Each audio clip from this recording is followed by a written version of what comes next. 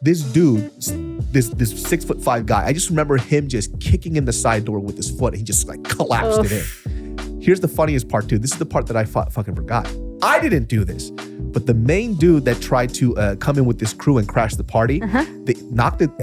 Somebody knocked this dude out, and then people just started pissing on him. Ew. While he was on the floor, they started pissing on his head. Ew. What the heck? Yeah.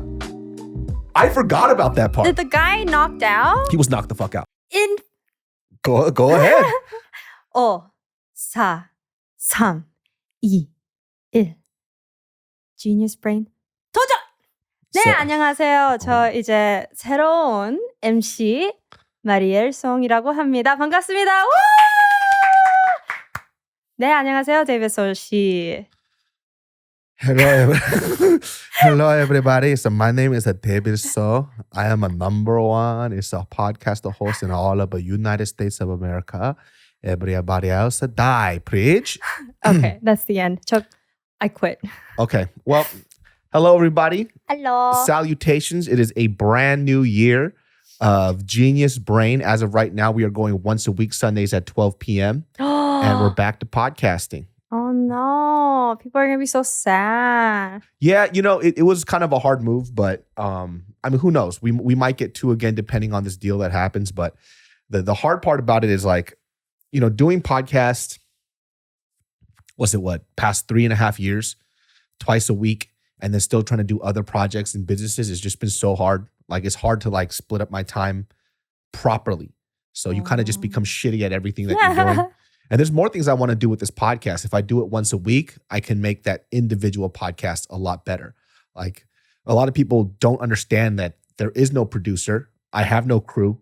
You're one-man business. I'm literally a one-man band right now. And part of it was because it started that way because of pandemic. Because pandemic, I couldn't see anybody. Yeah. Like I didn't want like 3 or 4 people in a room with me.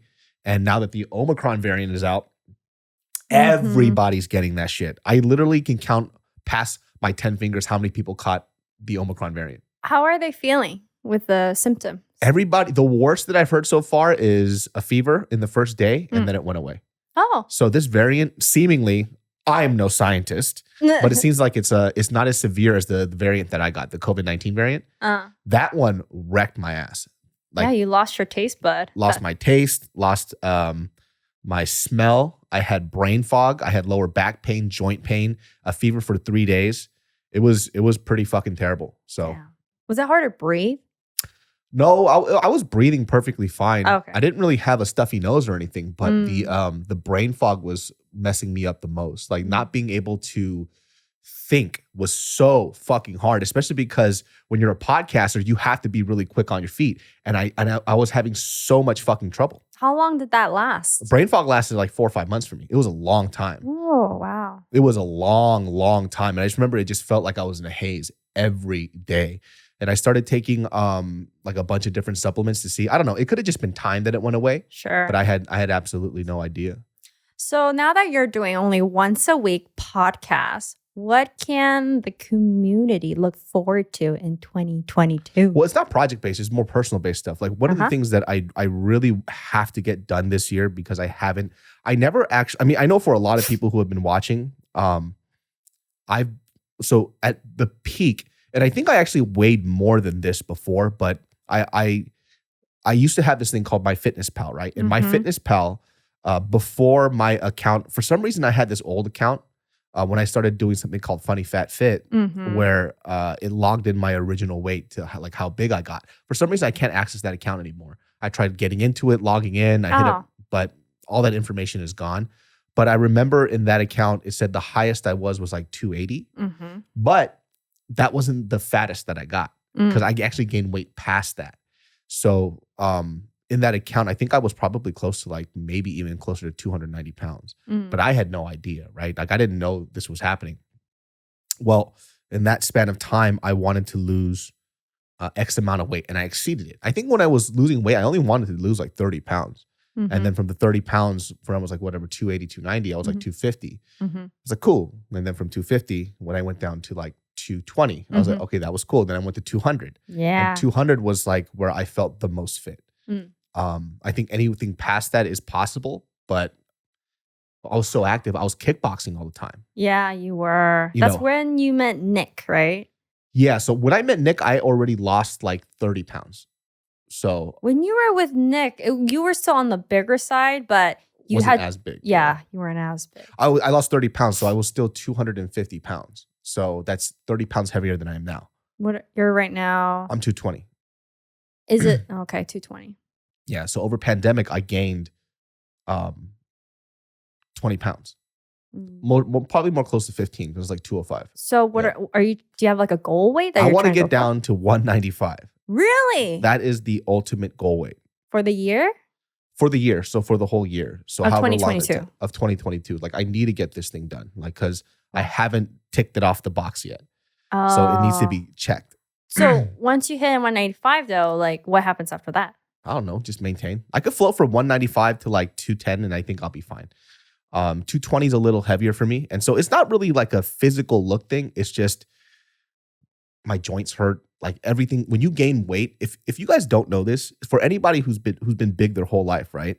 I think a lot of the times we do things that we like to rationalize our weight because it makes us feel better, right? So when you're uncomfortable all the time and you live in discomfort, that becomes your baseline of how you feel. Mm-hmm. When you step away from that and you start losing weight, you make healthier life choices, you sleep better, you do all this stuff. When that becomes your norm, try gaining that weight back and see how shitty you feel. Like you feel everything that's wrong with you. So when I was like in quarantine and I lost my taste, the craziest thing that I recognized was that it's insane how intuitive your body is.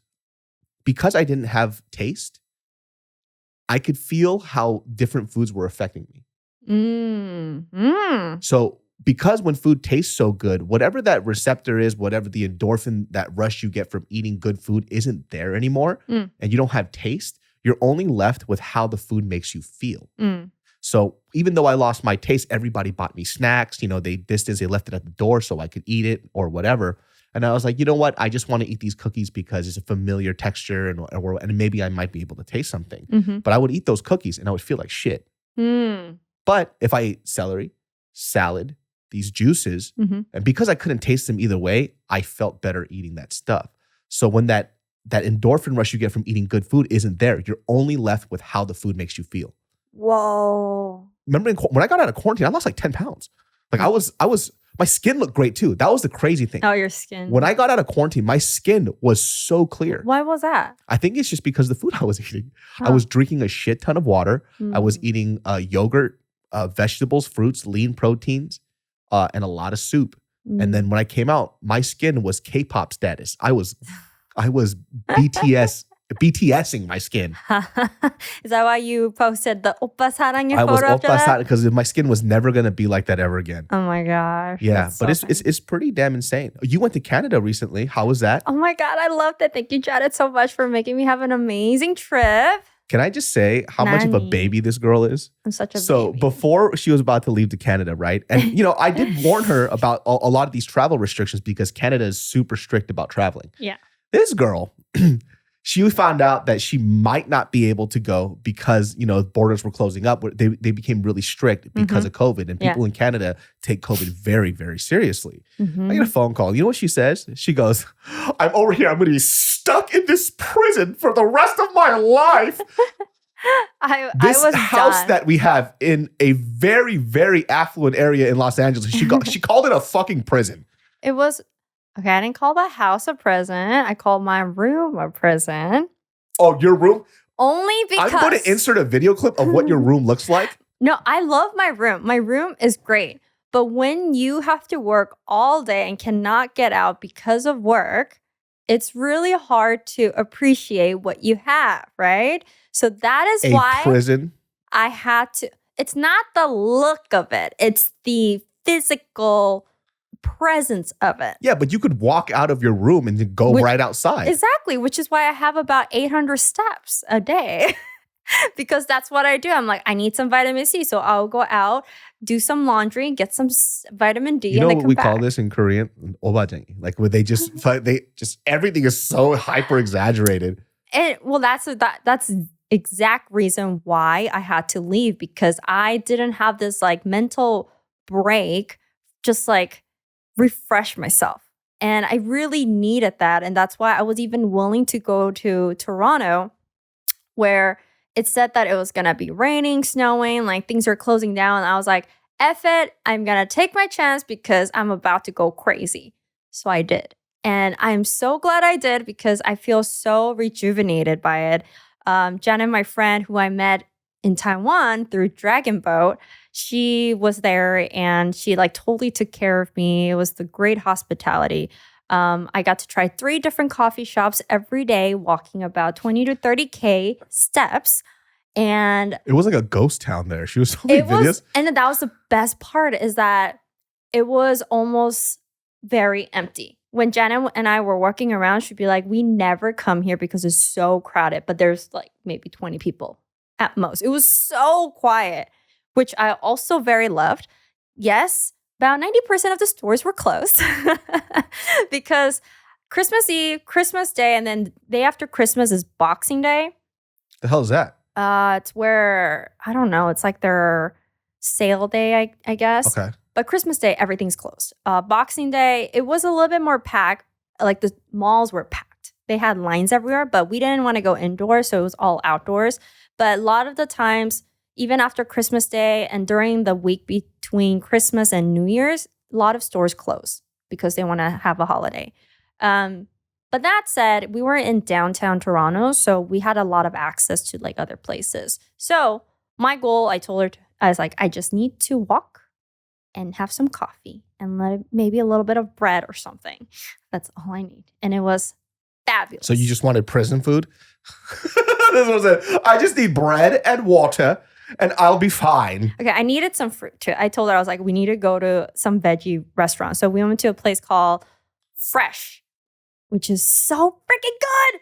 It was like a vegan place. I never trust what her idea of what hella good is, dude. Every time she talks about food that's hella good, it's always whatever. Well, you and I have different palates. She and I really enjoyed Fresh restaurant. Actually, we have very similar palate. And then, have you tried the sandwich called pea something? Oh, a pea sandwich? That sounds delicious, by the way. Hold on. No, it's Canadian turkey sandwich. It's called pea something sandwich. I forgot. Damn it. But it's at St. Lawrence Market. They came out on a TV show. But basically, it's Canadian turkey. They've had it since like 1800 and it's been passed down. The hell is a Canadian turkey? Canadian bacon. Sorry. Okay. Canadian bacon. Canadian. I was like, what the fuck is a Canadian turkey, Canadian bacon. Gobble, gobble, eh? Piedmont? No. What the fuck is it called? But the thing is, it tasted kind of like turkey and hamish. So you would think, so basically. So like a smoked turkey. It's not smoked though. It's not smoked. I'm very disinterested in this sandwich. But it's so good. I thought it was going to be like greasy and like, you know, too much flavor, but it happened to be like the perfect flavor and seasoning. This sandwich doesn't sound that good, to be honest with you. You might not like it because it probably, I don't know, you might not like it. Doesn't have any flavor. It has enough flavor. She once fed me. So we're sitting here. She bought these like multi-grain like quinoa bowls. And I saw her munching on this shit like it was hella delicious. She's like, oh, this is so good. And she spoons it in my mouth. It was fucking disgusting. It was okay. It was sour. I was really it was hungry. Just cold mush. It was not good. But this one was really good. Even came out on TV. That's how we found out about it. Well, just because things come out on TV doesn't mean it's good. It's true. That's why I was like, I'm not sure. But when I had it, I was like, so good.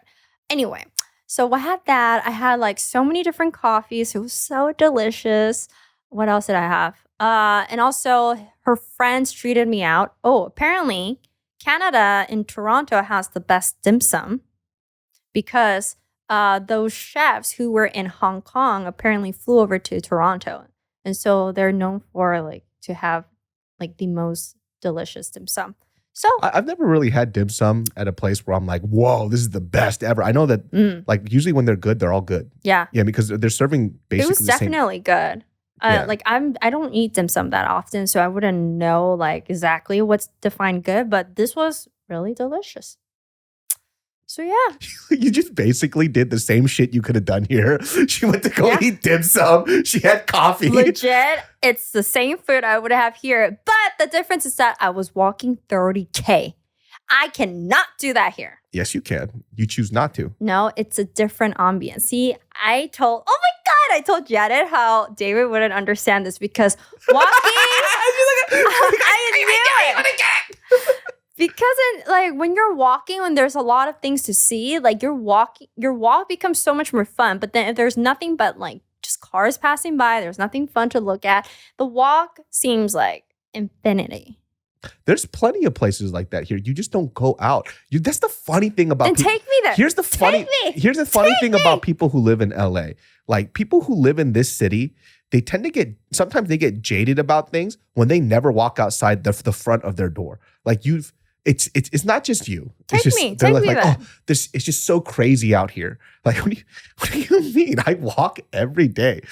I've taken you to. Yeah, you walk in places. Well, this podcast is brought to you by Luma Labs. So you've heard of microdosing, have you?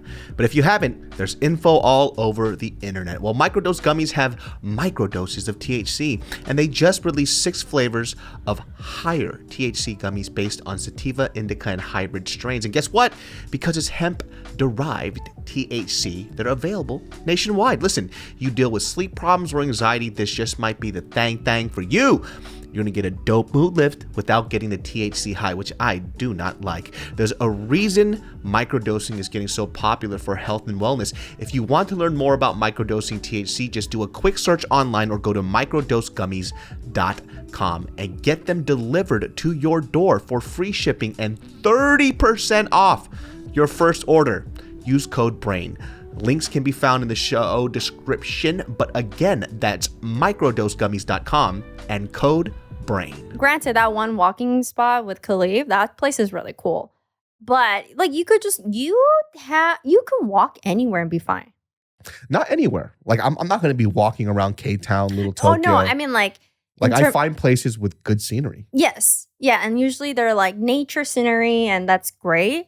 I think I'm so used to walking around like in Tokyo, like walking and seeing all the different buildings in Taiwan, like same thing.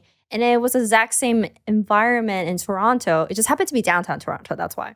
And it's just so fun looking around different like architecture and like designs. And it was just fascinating. I enjoyed it so much. I'm glad you had a great vacation. Yes. I am so rejuvenated. And can I say, at least the Canadians whom I met, they're so freaking nice.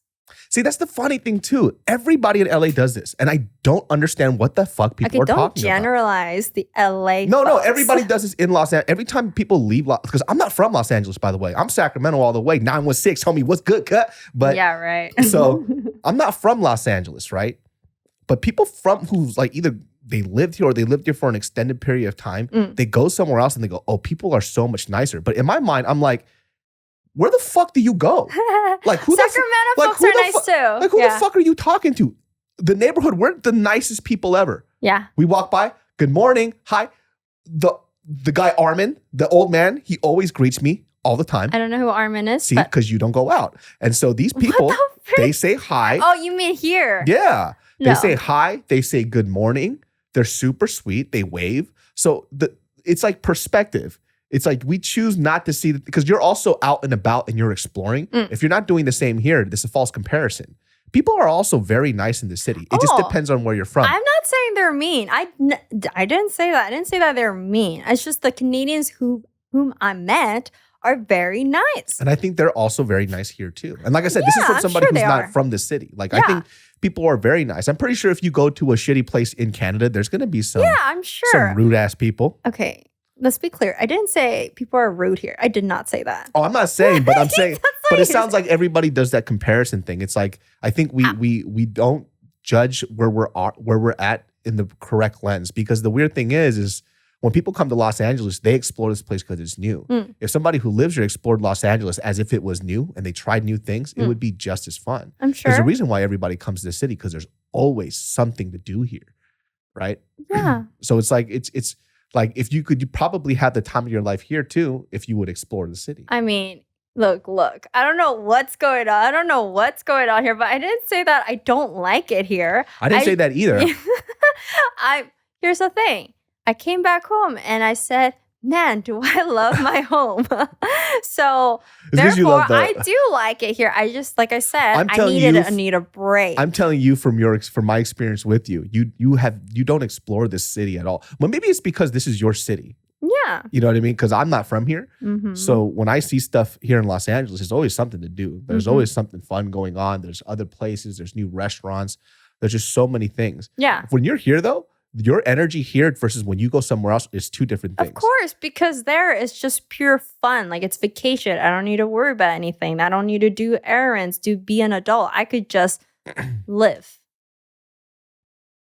You could do that here, though. You choose not. Like, this is just me being straight. I've been with her now for 7 years, You're right? so weird. I don't understand why you're like putting rain over me. I'm just like, I had a good time. I'm not saying you shouldn't have a good time. I'm saying that, you can also do that stuff here. Yeah, I'm sure I can. Yeah, I never say I cannot. I just needed a break from my house. Just like how you go out for a walk. Like during pandemic, you went out for like 4 hours I think of this walk. just stems from the conversation of you calling this place a prison. Yeah, because And I find that offensive. Why do you find that offensive? This is a nice place. It is a nice place. It's just like this. If you eat your favorite food every day, you won't appreciate it as much as you have it once in a while. A better comparison is this. Your favorite food is in your face every day, but you have a phone that has Postmates with different foods and you choose not to use it.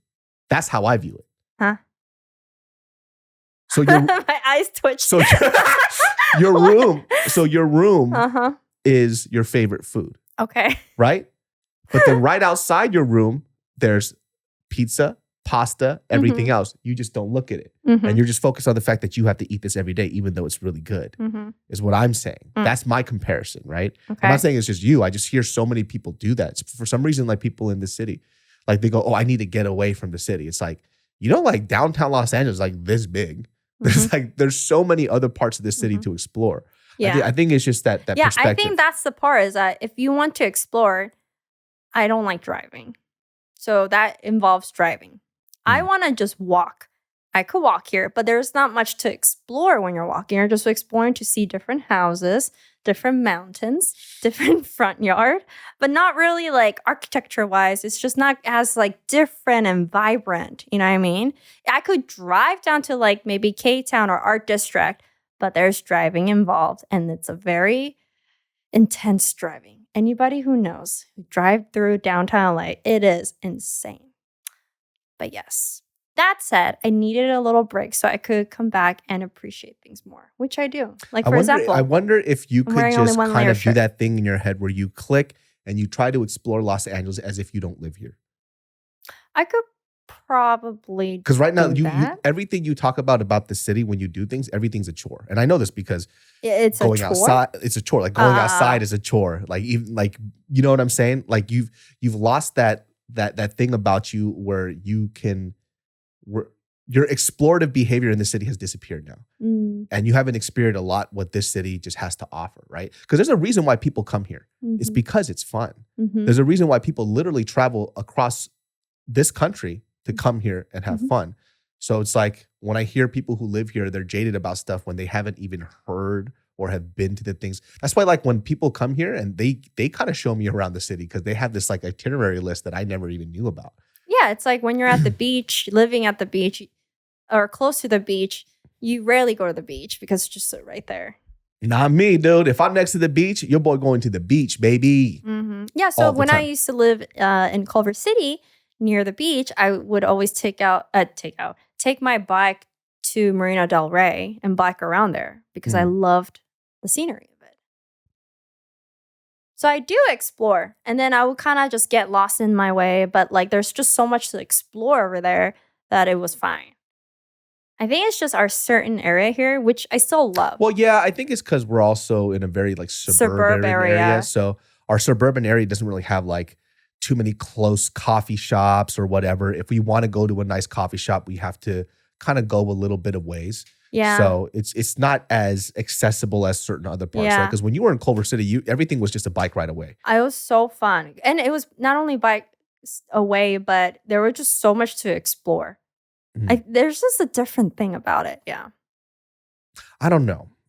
But that all said, I'm really glad to be back because when I was on that vacation, which was so much fun, part of me, like I had a thought for a second, be like, oh, I feel good. I can't wait to go back home and work now. And I was like, whoa, I'm rejuvenated. And I was so happy. You had such a different life growing. So every time I go, so I went back to Sacramento for Christmas, right? And the weird thing about going back to Sacramento for Christmas is like so I get to kick it with a lot of my old friends from back in the day, right? And I lived a very duplicitous life, meaning that I hung out with so many different people depending on what stage. No, that's not being two-faced. I'm just kidding. It's you're depending on what stage of your life, right? So it's like when I was super into anime, I was hanging out with these anime kids, right? And then when I wanted to do like stupid shit, I was hanging out with a bunch of other different people. But there are parts of like these stories that I remember that other people remember differently because we kind of create our own narrative in our head. Sure. And so I was telling her this and I've told this story too, but years ago, there's this spot. So Sacramento is originally a huge farm town, right? A lot of agriculture there. Even in my high school, we had an agriculture program. Every semester or so, they would bring in like farm animals for us to pet and touch.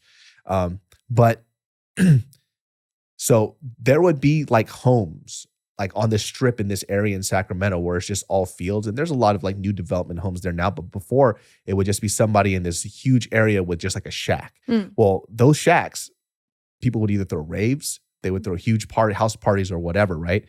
And there was a lady that we used to kick it with. And she was a lot older. I don't know exactly who she is or who she was connected to, if that was somebody's aunt or whatever, but she always allowed us to throw parties at her house. She was super chill. She also used to grow a lot of weed. And this is when it was illegal. So she used to grow a sativa like out there. And then, she would allow whoever wanted to smoke some shit here and there and then buy off her and stuff like that. Well, I met up with a buddy of mine and then we started reminiscing about these dumb stories. And I was telling him the story about the time where we were throwing a party there and there was a group of dudes that tried to crash this party. So for us, if we don't know you, you're not allowed to come to the party. It's just safer that way, right? And there was people over there who were, quote unquote, a little dangerous, but they were all chill. We were all friends that kind of grew up together. When I told this story, how I remembered it was he was out in the front. These dudes were basically causing trouble, saying that they were to come to the party. And then, my buddy comes up to me. He goes, "Hey, shit's going down." And I'm like, "Oh, fuck." I don't want to do this, but if your friend asks you to back you up, you're going to back them up. A huge brawl breaks out. We just start fucking throwing down. It was like everybody, they didn't know that everybody in this house party, everybody knew each other.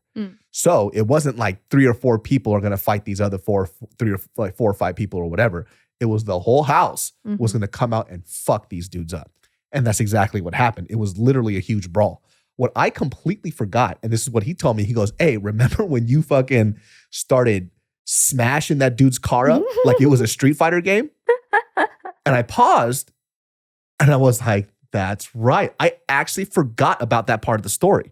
So what happened was the main dude that was mouthing off, he got his fucking ass beat. Specifically, there was a dude, I'm not going to say his name, but he was like a 6'5" Samoan dude. Huge. He looked like a giant. And this dude, for some reason, he would just always look for fights. He would fuck everybody up. This dude happened to be at the party. He was beating the shit out of everybody, like tossing people, just chucking people. And the guys who came over, they all got the shit beaten out of them. And then everybody started fucking up their car, the car that they rolled in. Oh my God. And so we started like kicking in the side door, smashing out the side view mirrors. Weren't the neighbors calling 911? No, this is a farm town. There's no neighbors. It's literally a shack in the middle of a field. There's nobody around. And so literally this dude, this 6'5" guy, I just remember him just kicking in the side door with his foot and he just like collapsed it in. Here's the funniest part too. This is the part that I fucking forgot. I didn't do this, but the main dude that tried to come in with this crew and crash the party, they knocked it. Somebody knocked this dude out and then people just started pissing on him. Ew. While he was on the floor. They started pissing on his head. Ew. What the heck? Yeah. I forgot about that part. Did the guy knocked out? He was knocked the fuck out. He was on the floor and then people just started pissing on his head. Oh, gross. See, Crazy. I was never in that kind of party. I think I was 21 at the time. Like I wasn't super young. Can I tell you a story that as you were saying this, it reminded me of a story that Janet told me, which I completely forgot. But when we're in Taiwan, we went to go see a palm reader. He's like really well-known palm reader guy and only spoke Chinese. So Janet came with me, or she took me there and to translate. And he was telling me about my life story. And he's like very accurate about the future. And he was saying, oh, in the next few years, like, coming soon, like you're going to be working in entertainment, blah, blah, blah. I was like, oh, okay. Which actually did happen. And he said, oh, soon you'll meet your man. And what I remember is that I'll just meet my man.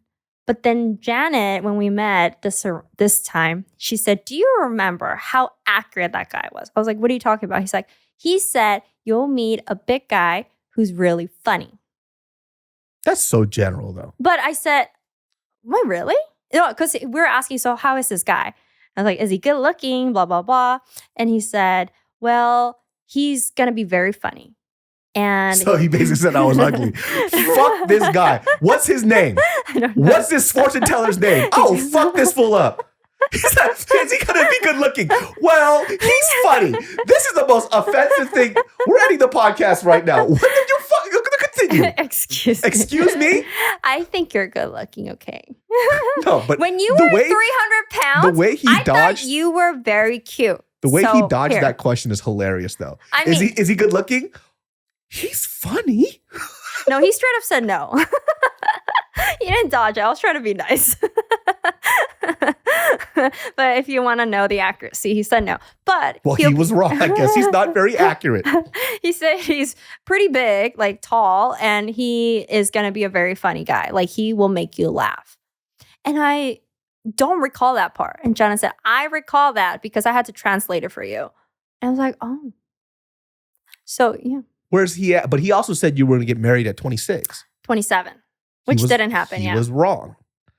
And he was wrong 50%. About me being ugly. This guy doesn't know shit.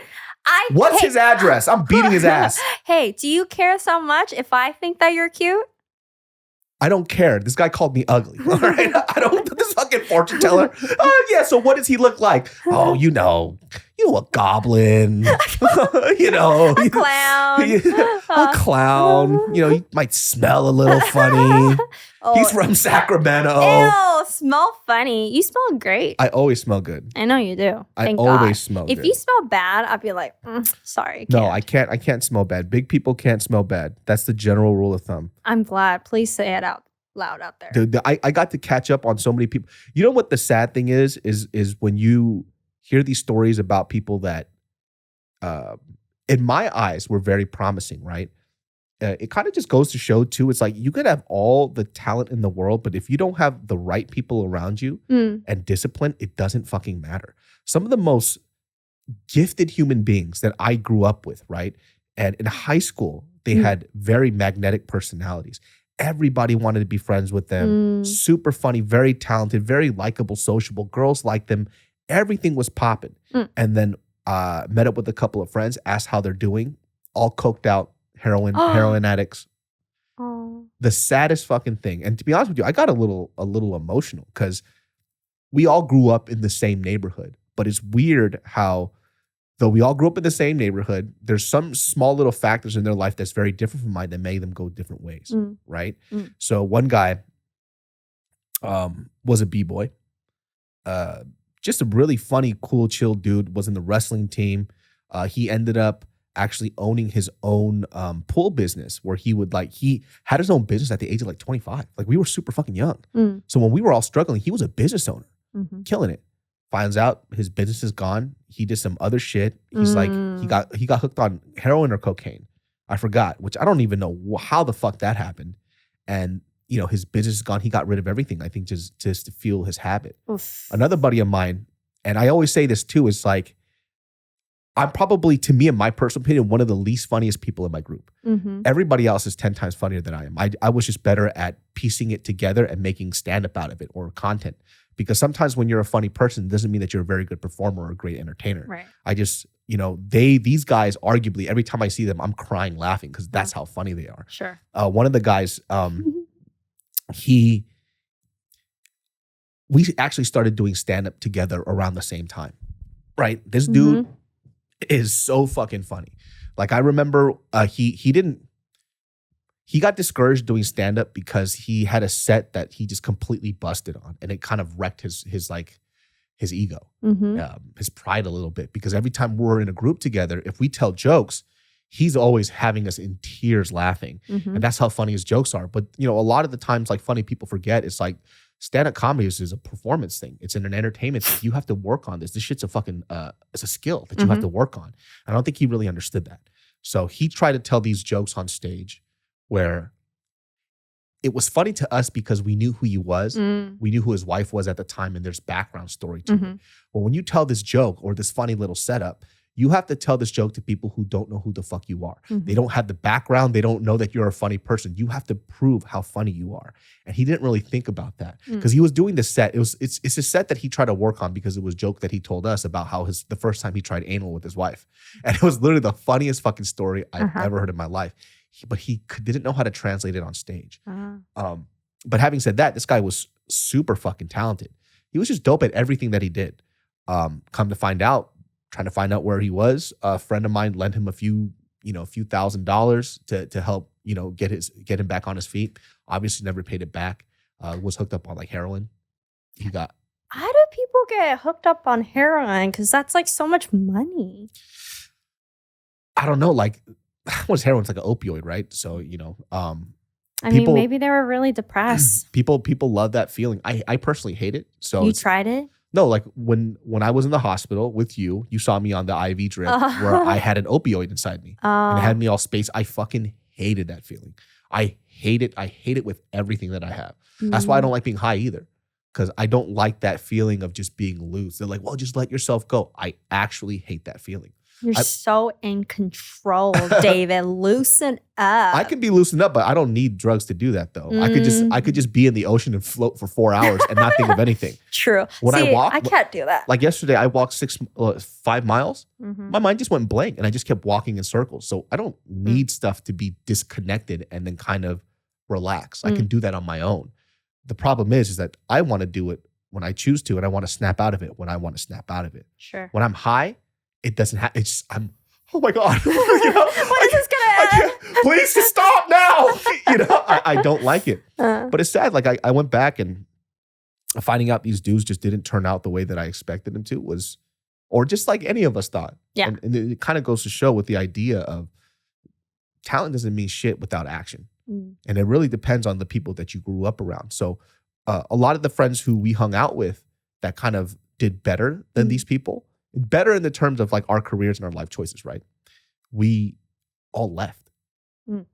We still hang out with the same group when we meet together, but everybody kind of left. One of the guys went to the military. Gabo became a doctor. He moved over to New York. I moved to Los Angeles. We all kind of like stepped away and we saw something that was a lot bigger. Because when you grow up in a very small town, sometimes the only thing that you can base your success or your goals on are this just a small group of people around you. And that's the only perspective that you have. Yeah. And then some people become very narrow-minded. Yeah. Because of that. And it happens a lot too. Like we call these echo chambers, right? Like you only say things or hear things that you want to hear, and everybody else's opinion is really, really fucking dumb, right?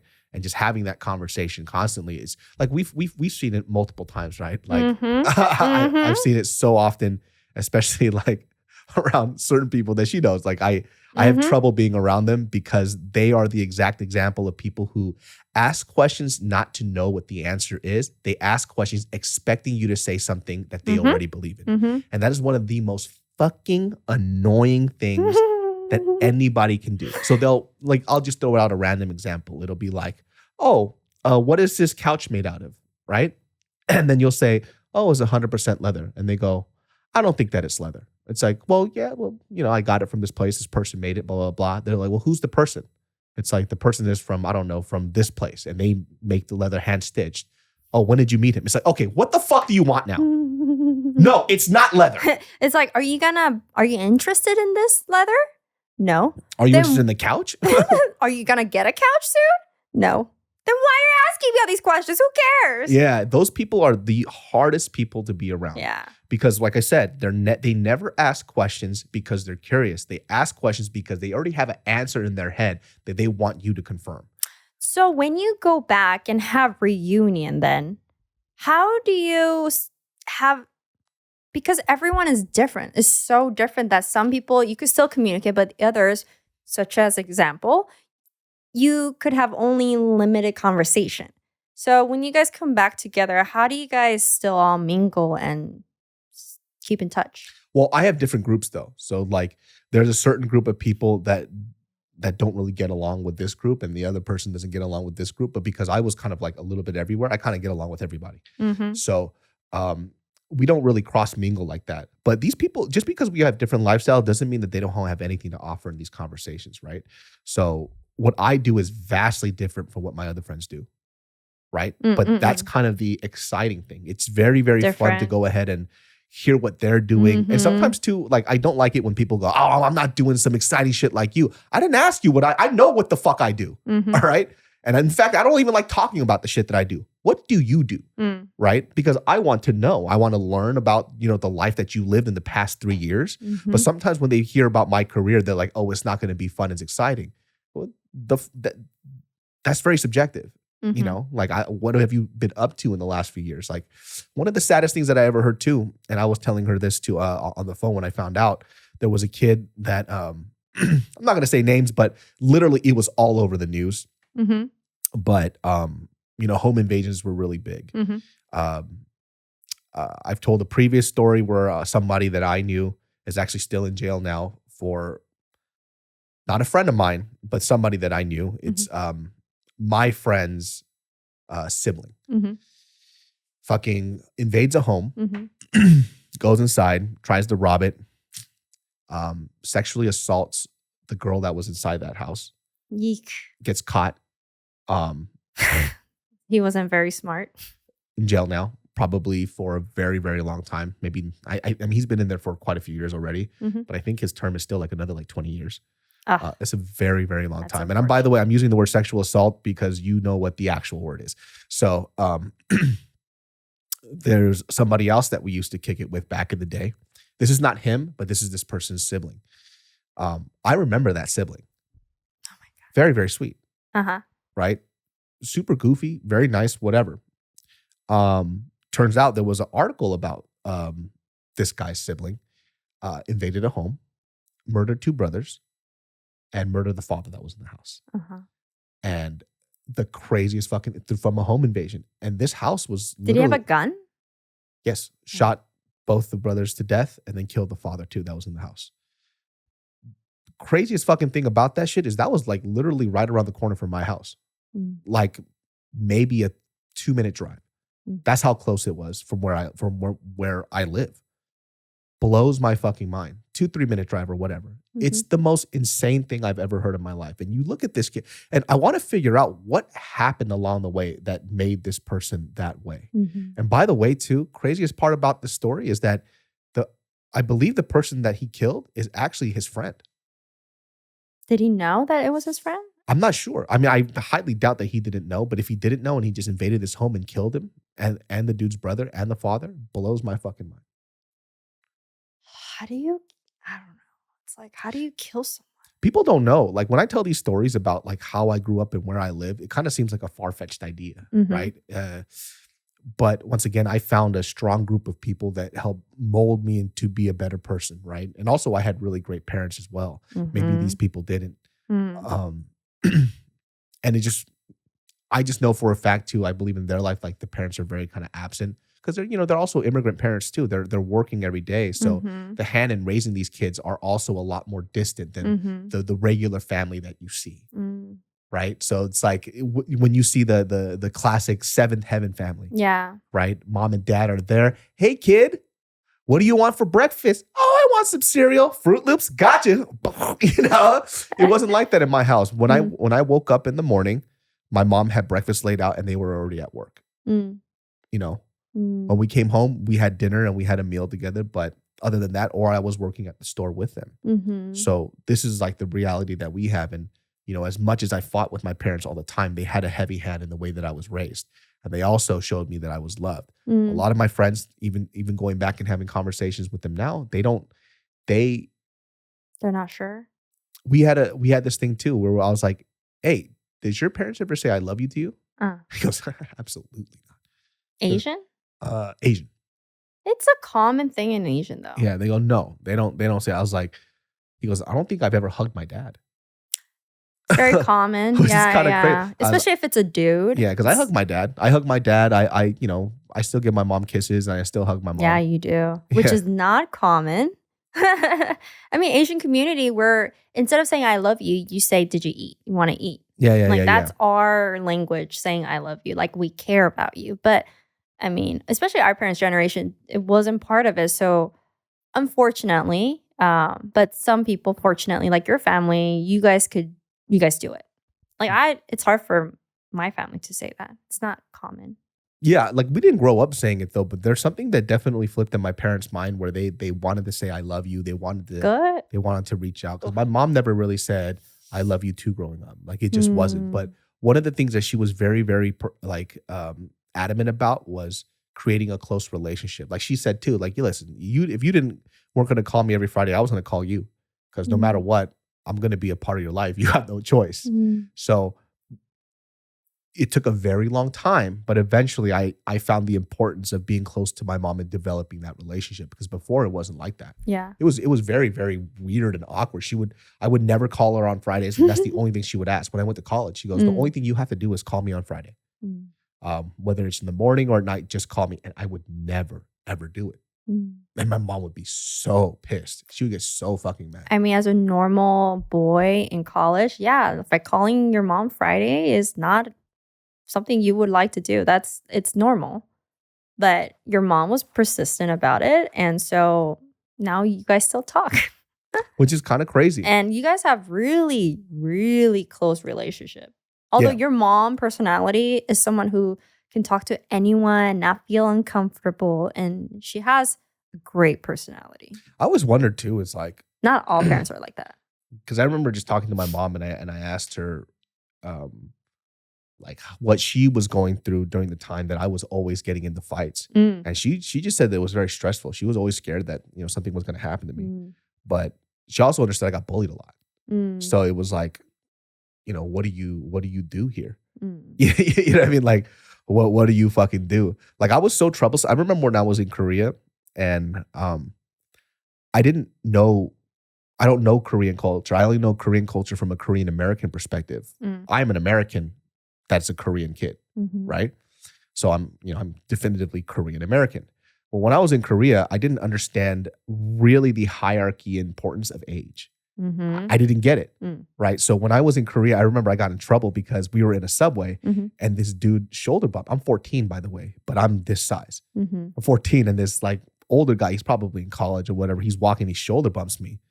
And I fucking turn around and I stare at it. I'm like, the fuck? Right? And my mom just got so mad. She goes, you can't do that. I was like, why? Because he's older. I was like, I don't give a fuck. This guy just pushed me. Right? She goes, it's different here. Like he's an older person. Just let it go. I couldn't. So I could just imagine the amount of anxiety my mom had. And I remember my aunt was there and she was telling me in Korean, she goes, if you're my kid, I just fucking kill you. Right?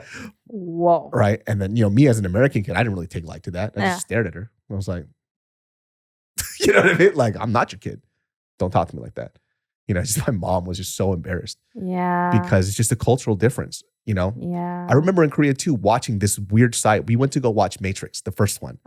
I was 14 at the time or so, or 13, 15. I don't know, something like that. I was super young, right?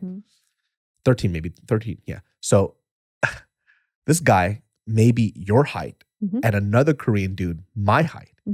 And the small guy started punking the bigger dude. Oh, And I couldn't wrap my head around it. I was like, what the fuck is going on?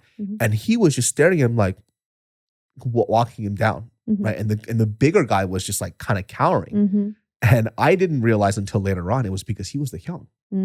He's older. And he's the little 동생. So 동생 never talks back to older hyung, no matter the size difference. Because in my mind, I was looking like, you should just beat his ass. So how would you react differently now if you went back? No. Really? So I'm too if old. someone bumped into you, you still give them the dirty look? Probably. Really? Yeah. But shouldn't you respect the culture if you're in that culture? I will respect it to a certain extent, but I just don't like people touching me. I mean, he didn't touch you. It was just you guys bumped into each other's shoulder, right? Oh, no, he bumped me pretty fucking hard. I think it's because I was a bigger guy. Uh-huh. So, but it's just like, it's super disrespectful, you know? So he did it on purpose? Oh, for sure he did it on purpose. Like, it wasn't like kind and gentle. Like, he kind of just bumped me really hard. But I think for my mom, it's like, don't cause a scene. Yeah. You know, in America, it's like, the fuck are you doing? Don't fucking touch me. Yeah. Like, you could say that. But over here, I'm also a 14-year-old kid. And even if he did it on purpose, my mom was telling me to let it go. Yeah. I'm an adult now. Fuck it. You do that to me as an adult. It's different. Really? Yeah. So you would cause a scene in Korea? I wouldn't cause a scene in Korea. Well, my Korean's a lot better now too. So I would just kind of give him a little talking to, you know, especially if it's not close to my age. So, but you know, there's all this like just growth that's happened since I was a kid and just kind of looking back and to see where people are and where I'm at now. It's so fucking crazy because these people were the ones that I thought were going to excel. Just don't know where life takes you. I didn't know I was going to be here. What do you mean here? Just in here. I didn't know I would be with a dude for like 7 years. What did you expect? Honestly, I thought I would be just like living abroad. I didn't think I would be here in LA. What would you have been doing for a living? Well, in the past, before I got to entertainment, I was doing international business. So I was just like traveling to different countries for different companies. But it wasn't the traveling. It was just like the business side of it I didn't really like. But I always had this fantasy that I would be living abroad. So when I was in Taiwan, I thought I was going to be I'll be in Taiwan for longer than anticipated. But I had an accident and I had to come back. But it was for a good reason because I got to spend my time with my grandma before she passed away. That said, though, if it wasn't for that accident, I was planning to stick around there for longer because I wanted to like see what else is out there. But now my job is mostly here in LA. Prison. Yeah. By the way, if you think that I don't see it the right way, you should take me around to places that you think, you would appreciate. You don't like walking. You could ask Janet about that. That is not true. I do like walking. You have literally told me it's the environment. The environment is great. I took you to a trail and you're like, oh, this is so long. So it's subjective, obviously, because you have standards. I have standards. And my standards, your standards right here. My standards up here. Princess, I'm sorry. Princess. She needs everything. From day one, I did tell you I'm a 공주. So. Princess. Thank oh my you. God. You're welcome. Is the scenery right? What's the temperature outside? What are my shoes like? Yeah, exactly. You need to rough it out. I'm from the streets. I don't know how we got together. We're so polar opposite. I'm from the streets. Have you seen my mother? We're so different. I took her to this part in Sacramento once where there's like some of my favorite Vietnamese restaurants. She was like, "Oh my God, you hung out here?" It was like a dead zone. Like someone got murdered there. Probably somebody. It's pretty bad. I'll tell you this though. Now that I'm older, I can't hang out there. Good. You shouldn't. I get scared. I'm like, oh, look at these hooligans. I mean, when you're in high school, when you're a teenage, you're fearless. Yeah. Like I was fearless to do crazy things. Well, quote unquote crazy. But now I'm just like, nope, I like to be in the safe area with safe people and just look around and walk in a very comfortable environment. Oh, I'm glad you enjoyed. Well, guys, that wraps up this podcast. Genius Brain every Sundays from here on out, 12 p.m. You can catch Mariel at Mariel__song and Genius Brain every Sundays at 12 p.m. I hope you guys had a lovely last year because this year is going to be fantastic. We're going to be doing dope shit. We're probably going to be reformatting the podcast too. I just need some time and I need to get a team together, but it's going to happen. I'll see you all next time. I love you very much. Suck my butt. Bye. Por ahí.